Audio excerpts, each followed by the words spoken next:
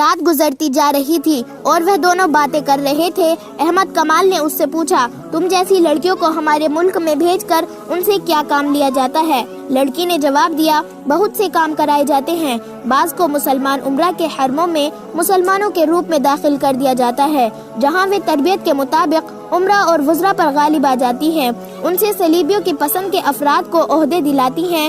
جو حاکم صلیبیوں کے خلاف ہو اس کے خلاف کارروائی کرتی ہے۔ مسلمان لڑکیاں اتنی چالاک نہیں ہوتی، انہیں اپنی خوبصورتی پر ناز ہوتا ہے، وہ حرموں کے لیے منتخب ہو جاتی ہیں، لیکن ایک عیسائی یا یہودی لڑکی انہیں بیکار کر کے اپنا غلام بنا لیتی ہے۔ اس وقت تک اسلامی حکومت کے امیروں اور وزیروں اور قلعہ داروں کی آدھی تعداد کے فیصلے میری قوم کے حق میں ہوتے ہیں۔ لڑکیوں کا ایک گروہ بھی ہوتا ہے، یہ لڑکیاں اسلامی نام سے مسلمانوں کی بیویاں بن جاتی ہے، جن کا کام یہ ہے کہ اچھے گھروں کے مسلمان گھرانوں کی لڑکیوں کے دماغ اور کردار خراب کرتی ہے، ان کے لڑکوں کو بدی کے راستے پر ڈالتی ہے اور شریف گھرانوں کی لڑکیوں اور لڑکوں میں عشق کراتی ہے۔ مجھ جیسی صلیبی لڑکیاں چوری چھپے ایسے حاکموں کے پاس آتی ہے جو ہمارے ہاتھ میں کھیل رہے ہوتے ہیں۔ ان حاکموں کو سونے کے سکے کی صورت معاوضہ ملتا رہتا ہے، وہ مجھ جیسی لڑکیوں کو حفاظت میں ایسے طریقے سے رکھتے ہیں جن سے ان پر ذرا شک بھی نہیں ہوتا۔ یہ لڑکیاں اعلیٰ درجے کے حاکموں کے درمیان رقابت اور غلط فہمیاں پیدا کرتی ہے اور سلطان صلاح الدین ایوبی اور نور الدین جنگی کے خلاف ناپسندیدگی پیدا کرتی ہے۔ مجھے دو لڑکیوں کے ساتھ اسی کام کے لیے رجب کے حوالے کیا گیا تھا۔ وہ اسے صلیبیوں کی درپردہ کارروائیوں اور مسلمان کے ایمان فروشوں کی تفصیل سناتی رہی۔ احمد کمال سنتا رہا۔ دوسرے دن سورج غروب ہونے سے بہت پہلے یہ قافلہ قاہرہ پہنچ گیا۔ احمد کمال علی بن سفیان کے پاس گیا اور اسے لڑکی کے متعلق تمام تر رپورٹ دے کر لڑکی اس کے حوالے کر دی۔ اس نے یہ بھی بتایا کہ رجب حبشیوں کے پاس ہے اور اس نے اس جگہ کو اڈا بنا رکھا ہے جہاں حبشی لڑکی کی قربانی دیا کرتے تھے۔ احمد کمال نے یہ بھی کہا کہ اگر اسے حکم دیا جائے تو وہ رجب کو زندہ یا مردہ وہاں سے لے جا سکتی ہے۔ علی بن سفیان نے اسے ایسا حکم نہ دیا کیونکہ اس مقصد کے لیے اس کے پاس تربیت یافتہ فوجی تھے۔ احمد کمال نے وہ طریقہ بتایا جس سے رجب تک پہنچا جا سکتا تھا۔ اس نے یہ طریقہ لڑکی کی سنائی ہوئی باتوں کے متعلق سوچا تھا۔ علی بن سفیان پہلے ہی ایک پارٹی سوڈان بھیج چکا تھا۔ اس نے لڑکی سے تفتیش کرنے سے پہلے 4 نہایت ذہین کمانڈر بلائے اور انہیں احمد کمال کے حوالے کر کے حکم دیا کہ اس کے مطابق وہ سوڈان فوراً چلے جائیں اور رجب کو لانے کی کوشش کرے۔ اس نے احمد کمال کو واپسی سے پہلے آرام کے لیے بھیج دیا اور لڑکی کو اپنے پاس بلایا۔ لڑکی سے اس نے پہلا سوال کیا تو لڑکی نے جواب دیا، احمد کمال میرے سامنے بیٹھا رہے گا تو جو پوچھے گا بتا دوں گی، ورنہ زبان نہیں کھولوں گی، خواہ جلاد کے حوالے کر دو۔ علی بن سفیان نے احمد کمال کو بلا کر اس کے سامنے بٹھا دیا۔ لڑکی نے مسکرا کر بولنا شروع کر دیا۔ اس نے کچھ بھی نہیں چھپایا اور آخر میں کہا، مجھے سزا دینی ہے تو میری ایک آخری خواہش پوری کر دو، میں احمد کمال کے ہاتھ سے مرنا چاہتی ہوں۔ اس نے تفصیل سے سنا دیا کہ وہ احمد کمال کی مرید کیوں بن گئی ہے۔ علی بن سفیان نے لڑکی کو قید میں ڈالنے کے بجائے احمد کمال کی تحویل میں رہنے دیا اور سلطان صلاح الدین ایوبی کے پاس چلا گیا۔ اسے لڑکی کا سارا بیان سنایا۔ اس کا موتبت فیض الفاطمی ہمارا دشمن ہے، لڑکیوں کو اس کے پاس آنا ہے۔ سلطان صلاح الدین ایوبی کا فوری رد عمل یہ تھا، وہ جھوٹ بکتی ہے، تمہیں گمراہ کر رہی ہے، فیض الفاطمی ایسا حاکم نہیں۔ علی بن سفیان نے کہا، امیر محترم، آپ بھول گئے ہیں کہ وہ فاطمی ہے، آپ شاید یہ بھی بھول گئے ہیں کہ فاطمی اور فدائیوں کا گہرا رشتہ ہے، یہ لوگ آپ کے وفادار ہو ہی نہیں سکتے۔ سلطان صلاح الدین ایوبی گہری سوچ میں کھو گیا۔ وہ غالباً سوچ رہا تھا کہ کس پر بھروسہ کرے۔ کچھ دیر بعد اس نے کہا، علی، میں تمہیں یہ اجازت نہیں دوں گا کہ فیض الفاطمی کو گرفتار کر لو، کوئی ایسی ترکیب کرو کہ وہ جرم کرتا پکڑا جائے۔ میں اسے موقع پر پکڑنا چاہتا ہوں اور یہ موقع پیدا کرنا تمہارا کام ہے۔ وہ جنگ جیسے اہم شعبے کا حاکم ہے، وہ جنگی راز اس کے پاس ہے۔ مجھے بہت جلدی یہ ثبوت چاہیے کہ وہ ایسے گھناونے جرم کا مجرم ہے یا نہیں۔ علی بن سفیان سراغ ثانی کا ماہر تھا، خدا نے اسے دماغ ہی ایسا دیا تھا۔ اس نے ایک ترکیب سوچ لی اور سلطان صلاح الدین ایوبی سے کہا، لڑکی جن مراحل سے گزر کر آئی ہے ان کی دہشت نے اس کا دماغ معاف کر دیا ہے اور وہ احمد کمال کے لیے جذباتی ہو گئی ہے، کیونکہ اس شخص نے اسے دہشت سے بچایا اور ایسا سلوک کیا ہے کہ لڑکی اس کے بغیر بات ہی نہیں کرتی۔ مجھے امید ہے کہ میں اسی لڑکی کو استعمال کر سکوں گا۔ सुल्तान सलाहुद्दीन अय्यूबी ने कहा, कोशिश करके देखो, लेकिन याद रखो मैं वाज़ेह सबूत और शहादत के बगैर तुम्हें इजाज़त नहीं दूंगा कि फैजुल फातमी को गिरफ्तार कर लो। मुझे अभी तक यकीन नहीं आ रहा कि वह भी दुश्मन के हाथों में खेल रहा है। अली बिन सुफियान लड़की के पास गया और उसे अपना मुआद्दा बताया। लड़की ने कहा, अहमद कमाल कहे तो मैं आग में भी कूद जाऊंगी। अहमद कमाल ने उससे कहा, जैसे ही कहते हैं वैसे करो, उनकी बात समझ लो। लड़की ने पूछा, इसका मुझे क्या इनाम मिलेगा? अली बिन सुफियान ने कहा, तुम्हें पूरी हिफाजत से फलस्तीन के किले शुबक में पहुंचा दिया जाएगा और यहाँ तुम्हें पूरी इज्जत से रखा जाएगा। लड़की ने कहा, नहीं, यह इनाम बहुत थोड़ा है, मुझे मुंह मांगा इनाम दो, मैं इस्लाम कबूल कर लूंगी और अहमद कमाल के साथ शादी कर लूंगी। अहमद कमाल ने साफ इनकार कर दिया। अली बिन सुफियान उसे बाहर ले गया। अहमद कमाल ने कहा कि यह बेशक इस्लाम कबूल कर ले, लेकिन मैं फिर भी इसे इस्लाम का दुश्मन समझूंगा। अली बिन सुफियान ने उससे कहा, मुल्क और कौम की सलामती की खातिर तुम्हें यह कुर्बानी देनी होगी। अहमद कमाल मान गया। उसने अंदर जाकर लड़की से कहा, मैं चूंकि तुम्हें अभी तक बेएतबार लड़की समझ रहा था, इसीलिए शादी से इनकार किया। अगर तुम साबित कर दो कि तुम्हारे दिल में मेरे मजहब के लिए कुर्बानी का जज्बा है, तो मैं तमाम उम्र तुम्हारा गुलाम रहूंगा। लड़की ने अली बिन सुफियान से कहा, कहो मुझे क्या करना है, मैं भी देख लूंगी कि मुसलमान अपने वादे के कितने पक्के होते हैं। मेरी एक शर्त ये भी है कि अहमद कमाल मेरे साथ रहेगा।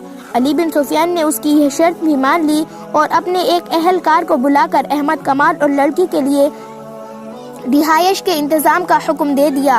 उसने दरवाजा बंद कर लिया और लड़की को अहमद कमाल की मौजूदगी में बताने लगा कि उसे क्या करना है। तीसरे दिन अली बिन सुफियान के भेजे हुए आदमी हबशियों की उस मुकद्दस जगह पहुंच गए जहां से लड़कियां भागी थी और जहां रजब हबशियों का कैदी था। ये 6 आदमी थे और सब ऊँटों पर सवार थे। उन्होंने भेष नहीं बदला था, वह मिस्री फौज के लिबास में थे।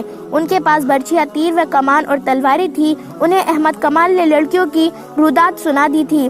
उसके मुताबिक अली बिन सुफियान ने उन्हें तरीक़े कार समझा दिया था। एक बर्छी न जाने कहां से आई और उनके सामने जमीन पर गड़ गई। इसका मतलब ये था कि रुक जाओ, तुम घेरे में हो। वह रुक गए। हबशी पुरोहित सामने आया। उसके साथ 3 हबशी थे जिनके पास बर्छियां थी।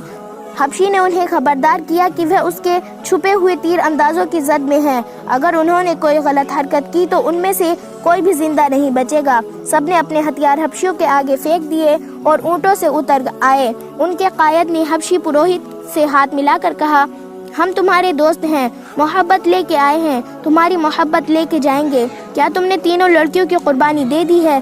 पुरोहित ने गुस्से से जवाब दिया, हमने किसी लड़की की कुर्बानी नहीं दी, तुम क्यों पूछते हो? जमाअत के कायद ने जवाब दिया, हम मिस्री फौज के बागी हैं, हम तुम्हारी इस फौज के सिपाही हैं जो मुसलमानों से तुम्हारे देवता की तौहीन का इंतकाम लेगी। हमें तुम्हारे आदमियों ने बताया था कि उन्हें शिकस्त इसलिए हुई है कि लड़की की कुर्बानी नहीं दी जा सकी। हम रजब के साथ थे। हमने उससे कहा कि हम 3 फिरंगी लड़कियां अगवा करके ले आएंगे और एक की बजाय 3 लड़कियां कुर्बान करेंगे और देवताओं के मगरमच्छों को खिलाएंगे। हम बड़ी दूर से 3 लड़कियां वरगला कर और बहुत से लालच देकर ले आए हैं और रजब के हवाले कर दी थी। वह उन्हें यहाँ ले आया था। हम ये देखने आए थे कि लड़कियों की कुर्बानी दी जा चुकी है या नहीं। हबशी पुरोहित धोखे में आ गया। उसने कहा, रजब ने हमारे साथ कमीनापन किया है। वह लड़कियां ले आया था मगर उसकी नीयत खराब हो गई थी। उसने लड़कियों को यहाँ से भगा दिया, लेकिन हमने उसे नहीं भागने दिया। उसे पूरी सजा दी है। लड़कियां हमारे हाथ से निकल गई है। क्या तुम 2 लड़कियों का बंदोबस्त कर सकते हो? देवताओं का कहर सख्त होता जा रहा है। कायद ने कहा, हम जरूर बंदोबस्त करेंगे। थोड़े दिनों तक हम 2 लड़कियां ले आएंगे। हमें रजब के पास ले चलो, हम उससे पूछेंगे कि लड़कियां कहाँ है। हबशी पुरोहित सबको अपने साथ ले गया। एक जगह मिट्टी का एक चौड़ा और गोल बर्तन रखा था जो ऐसे ही एक बर्तन से ढका हुआ था। पुरोहित ने ऊपर वाला बर्तन उठाकर नीचे वाले बर्तन में हाथ डाला। जब उसने हाथ बाहर निकाला तो उसके हाथ में रजब का सर था। चेहरे का हर एक नक्श बिल्कुल सही और सलामत था। आंखें आधी खुली हुई थी, मुंह बंद था। यह सर और चेहरा गर्दन से काट कर जिस्म से अलग किया हुआ था। उससे पानी टपक रहा था। यह कोई दवाई थी जिसमें हबशियों ने सर डाला हुआ था ताकि खराब न हो। पुरोहित ने कहा, इसका जिस्म मगरमच्छों को खिला दिया है। इसके साथियों को हमने जिंदा झील में फेंक दिया था। मगरमच्छ भूखे थे। एक ने कहा, अगर हमें यह सर दे दो तो हम अपने तमाम साथियों को दिखाएंगे और उन्हें बताएंगे कि जो अंगोग के देवताओं की तौहीन करेगा उसका यह अंजाम होगा। पुरोहित ने कहा, تم اس شرط پر لے جا سکتے ہو کہ کل سورج غروب ہونے سے پہلے واپس لے آؤ گے۔ یہ انگوک کے دیوتا کی ملکیت ہے، اگر واپس نہیں لاؤ گے تو تمہارا سر جسم سے جدا ہو جائے گا۔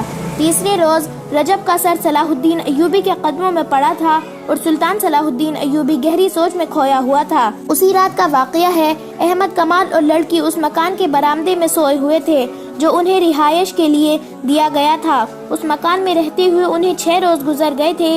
اس دوران لڑکی احمد کمال سے کہتی رہی تھی کہ وہ فوراً مسلمان ہونے کو تیار ہے اور احمد کمال اس کے ساتھ شادی کر لے، لیکن احمد کمال یہی ایک جواب دیتا تھا، پہلے فرض پورا کریں گے۔ لڑکی نے 2-3 دن اس خدشے کا بھی اظہار کیا تھا کہ اس کے ساتھ دھوکا ہوگا۔ احمد کمال ابھی اسے ایک ہاتھ دور ہی رکھنے کی کوشش کر رہا تھا۔ اس دوران لڑکی کے دل سے دہشت اتر گئی تھی اور اب ہوش مندی سے سوچنے کے قابل ہو گئی تھی۔ اس رات وہ اور احمد کمال برآمدے میں سوئے ہوئے تھے۔ باہر ایک سپاہی پہرے پر کھڑا تھا۔ آدھی رات سے کچھ دیر پہلے پہرے دار مکان کے ارد گرد گھومنے کے لیے آہستہ آہستہ چلا تو کسی نے پیچھے سے اس کی گردن بازو میں جکڑ لی۔ فوراً بعد اس کے منہ پر کپڑا باندھ دیا گیا، ہاتھ اور پاؤں بھی رسیوں میں جکڑے گئے۔ وہ 4 آدمی تھے۔ مکان کا دروازہ اندر سے بند تھا۔ ایک آدمی دیوار سے پیٹھ لگا کر کھڑا تھا، دوسرا اس کے کندھوں پر چڑھ کر دیوار پھلانگ گیا۔ اندر سے اس نے دروازہ کھول دیا۔ باقی 3 آدمی بھی اندر چلے گئے۔ ایک جو سب سے زیادہ قوی ہیکل تھا، لڑکی کے جاگنے پر اس نے لڑکی کو دبوچ لیا اور کپڑا باندھ کر پلنگ پر ہی پڑے رہنے دیا۔ اسے مزاحمت کی مہلت ہی نہ ملی۔ باہر جا کر انہوں نے لڑکی پر کمبل ڈال دیا تاکہ دیکھ لے تو اسے پتہ نہ چل سکے کہ اس آدمی کے کندھوں پر لڑکی ہے۔ شہر سے 4-5 میل دور فرعونوں کے وقتوں کی ایک بہت ہی وسیع و عریض اور بھول بھلیا جیسی عمارت کے خنڈر تھے۔ ان کے متعلق لوگ بہت سی ڈراؤنی باتیں کیا کرتے تھے کہ عمارت کے اندر ایک بلند چٹان ہے۔ اس چٹان کو کاٹ کر بہت سے کمرے اور ان کمروں کے نیچے بھی کمرے بنے ہوئے تھے۔ ان کے اندر جا کر وہی واپس آ سکتا تھا جو ان سے واقف تھا۔ بہت مدت سے کسی نے ان خنڈروں کے اندر جانے کی جرت نہیں کی تھی۔ مشہور ہو گیا تھا کہ اندر جنوں اور بھوتوں کا بسیرا ہے۔ اندر سانپوں کا بسیرا تو ضرور ہی تھا۔ سانپوں کے ڈر سے کوئی اس خنڈر کے قریب سے بھی نہیں گزرتا تھا۔ بڑی خوفناک کہانیاں سنائی جاتی تھی۔ اس کے باوجود یہ 4 آدمی جو لڑکی کو اغوا کر کے لے گئے تھے ان خنڈروں میں داخل ہو گئے اور داخل بھی اس طرح ہوئے جیسے یہی ان کا گھر تھا۔ وہ غار نما کمروں، غلام گردشوں اور اندھیری گلیوں میں سے بغیر رکے گزرتے گئے۔ آگے مشالوں کی روشنی تھی۔ ان کے قدموں کی آہٹوں سے چمگادڑ اڑتے اور فڑفڑاتے تھے۔ چھپکلیاں اور رینگنے والی کئی چیزیں ادھر ادھر بھاگتی پھر رہی تھی۔ اندر مکڑیوں کے جالے اور کوئی بھی تھی۔ وہ چٹان میں بنے ہوئے ایک کمرے میں داخل ہو گئے۔ وہاں ایک آدمی مشال لیے کھڑا تھا جو ان کے آگے آگے چل پڑا۔ آگے سیڑھیاں تھی جو نیچے اترتی تھی۔ وہ سب نیچے اتر گئے اور ایک طرف مڑ کر ایک وسیع کمرے میں داخل ہو گئے۔ وہاں فرش پر بستر بچھا ہوا تھا، اس کے ساتھ بڑی خوشنما دری تھی۔ کمرہ سجا ہوا تھا۔ لڑکی کو بستر پر ڈال کر اس کے منہ سے کپڑا کھول دیا گیا۔ لڑکی غصے سے بولی، میرے ساتھ یہ سلوک کیوں کیا گیا ہے؟ میں مر جاؤں گی لیکن کسی کو اپنے قریب نہیں آنے دوں گی۔ ایک آدمی نے کہا، اگر تمہیں وہاں سے اٹھوا نہ لیا جاتا تو کل صبح تمہیں جلاد کے حوالے کر دیا جاتا۔ میرا نام فیض الفاطمی ہے، تمہیں میرے پاس آنا تھا۔ باقی 2 کہاں ہیں؟ تم اکیلی کیسے پکڑی گئی ہو؟ رجب کہاں ہے؟ لڑکی مطمئن ہو گئی اور بولی، میں خدا کا شکر بجا لاتی ہوں جس نے مجھے بڑی بڑی خوفناک مصیبتوں سے بچا لیا۔ میں منزل پر پہنچ گئی ہوں۔ اس نے فیض الفاطمی کو رجب، حبشیوں، آندھی اور لڑکیوں کی موت اور احمد کمال کے ہتھے چڑھ جانے کی ساری رودات سنا دی۔ فیض الفاطمی نے اسے تسلی دی اور ان 4 آدمیوں کو جو لڑکی کو اٹھا لائے تھے سونے کے 6 ٹکڑے دیے اور کہا، تو تم اب اپنی جگہ سنبھال لو، میں تھوڑی دیر بعد چلا جاؤں گا۔ یہ لڑکی 3-4 روز یہیں رہے گی، میں رات کو آیا کروں گا۔ باہر جب اس کی تلاش ختم ہو جائے گی تو اسے لے جاؤں گا۔ 4 آدمی چلے گئے اور خنڈر کے چاروں طرف ایسی جگہوں پر بیٹھ گئے جہاں سے باہر نظر رکھی جا سکتی تھی۔ فیض الفاطمی کے ساتھ ایک ہی آدمی رہ گیا جو مصری فوج کا کمانڈر تھا۔ اندر فیض الفاطمی اپنی کامیابی پر بہت خوش تھا اور 2 لڑکیوں کی موت کا اسے غم بھی تھا۔ اسے رجب کے انجام کا بھی علم نہیں تھا۔ اس نے کہا رجب کو وہاں سے نکالنا ضروری ہے۔ اس نے علی بن سفیان اور صلاح الدین ایوبی کے قتل کا کچھ انتظام کیا تھا جس کا مجھے ابھی علم نہیں کہ کیا تھا۔ نے غالباً فدائیوں سے معاملہ طے کیا ہے۔ یہ دونوں قتل اب بہت ضروری ہو گئے ہیں۔ اب ہمیں کوئی نیا منصوبہ بنانا ہے۔ میں دوسرے ساتھیوں سے بات کر کے تمہیں کل بتاؤں گا۔ ابھی آرام کرو، مجھے واپس جانا ہے۔ لڑکی نے پوچھا سلطان صلاح الدین ایوبی کو آپ پر اعتماد ہے؟ فیض الفاطمی نے جواب دیا اتنا زیادہ کہ اپنی ذاتی باتوں میں بھی مجھ سے مشورہ لیتا ہے۔ لڑکی نے کہا مجھے پتا چلا ہے کہ اعلیٰ حکام میں سلطان صلاح الدین ایوبی کے وفاداروں کی تعداد بہت زیادہ ہے اور فوج بھی اس کی وفادار ہے۔ کمانڈر جو وہاں موجود تھا بولا یہی صحیح ہے۔ اس کا سراغ ثانی کا محکمہ بہت ہوشیار ہے۔ جہاں کوئی سر اٹھاتا ہے اس کی نشاندہی ہو جاتا ہے۔ اعلیٰ حکام میں 2 اور ہیں جو صلاح الدین ایوبی کے خلاف کام کر رہے ہیں۔ ان کے نام آپ کو محترم فیض الفاطمی بتا سکیں گے۔ فیض الفاطمی نے دونوں نام بتا دیے اور مسکرا کر لڑکی سے کہا تمہیں اعلیٰ سطح پر ہی کام کرنا ہے۔ صرف 2 حکام کے درمیان خلش پیدا کرنی ہے اور 2 کو زہر دینا ہے جو تم آسانی سے دے سکو گی، مگر اب مشکل یہ پیدا ہو گئی ہے کہ تمہیں کسی محفل میں نہیں لے جا سکیں گے۔ تم پردہ نشین مسلمان لڑکی کے بھیس میں کام کرو گی ورنہ پکڑی جاؤ گی۔ ہو سکتا ہے میں تمہیں واپس فلسطین بھیج دوں اور کسی اور لڑکی کو بلا لوں جسے یہاں کوئی پہچان نہ سکے۔ میرا گروہ بہت ذہین اور سرگرم ہے۔ یہ سالاروں سے نیچے کمانڈروں کی سطح کا گروہ ہے۔ یہ 4 آدمی جو تمہیں اتنی دلیری سے اٹھا لائے ہیں اسی گروہ کے افراد ہیں۔ ہم نے سلطان صلاح الدین ایوبی کی فوج میں بے اطمینانی پھیلانی شروع کر دی ہے۔ قوم اور فوج کو ایک دوسرے سے متنفر کرنا بہت ضروری ہے۔ اس وقت صورتحال یہ ہے کہ شامی اور ترک فوجی مصری عوام میں اپنے اچھے سلوک، کردار اور لڑنے کے جذبے کی بدولت بہت مقبول ہے اور عزت کی نگاہ سے دیکھے جاتے ہیں۔ سوڈانیوں کو شکست دے کر انہوں نے شہریوں کے دلوں میں عزت کا اضافہ کر لیا ہے۔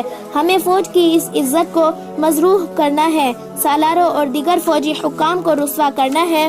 اس کے بغیر ہم صلیبیوں اور سوڈانیوں کی کوئی مدد نہیں کر سکتے۔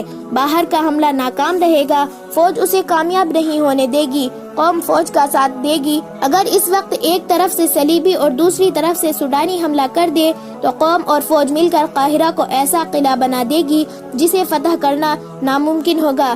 قاہرہ کو فتح کرنے کے لیے ہمیں زمین ہموار کرنی ہوگی، لوگوں کے ذہنوں میں وہم اور وسوسے اور نوجوانوں کے کردار میں آوارگی پیدا کرنی ہوگی۔ لڑکی نے کہا مجھے بتا دیا گیا تھا کہ یہ کام 2 سال سے ہو رہا ہے۔ فیض الفاطمی نے کہا خاصی کامیابی بھی ہوئی ہے، بدکاری میں اضافہ ہو گیا ہے، مگر سلطان صلاح الدین ایوبی نے ایک تو نئے مدرسے کھول دیے ہیں، دوسرے مسجدوں میں خطبے سے خلیفہ کا نام نکال کر کوئی اور ہی رنگ پیدا کر دیا ہے اور لڑکوں کو عسکری تعلیم دینی شروع کر دی ہے۔ بات یہی تک پہنچی تھی کہ ان 4 آدمیوں میں سے ایک آیا اور فیض الفاطمی سے کہا ابھی باہر نہ جانا، کچھ گڑبڑ ہے۔ فیض الفاطمی گھبرایا، اس آدمی کے ساتھ باہر چلا گیا۔ ایک اونچی جگہ چھپ کر دیکھا، آدھی رات کے پورے چاند نے باہر کے ماحول کو روشن کر رکھا تھا۔ اس نے کہا تم لوگوں نے بے احتیاطی کی ہے، یہ تو فوجی معلوم ہوتے ہیں، گھوڑے بھی ہیں، تم چاروں طرف سے دیکھو، میں کدھر سے نکل سکتا ہوں؟ اس آدمی نے جواب دیا میں دیکھ چکا ہوں۔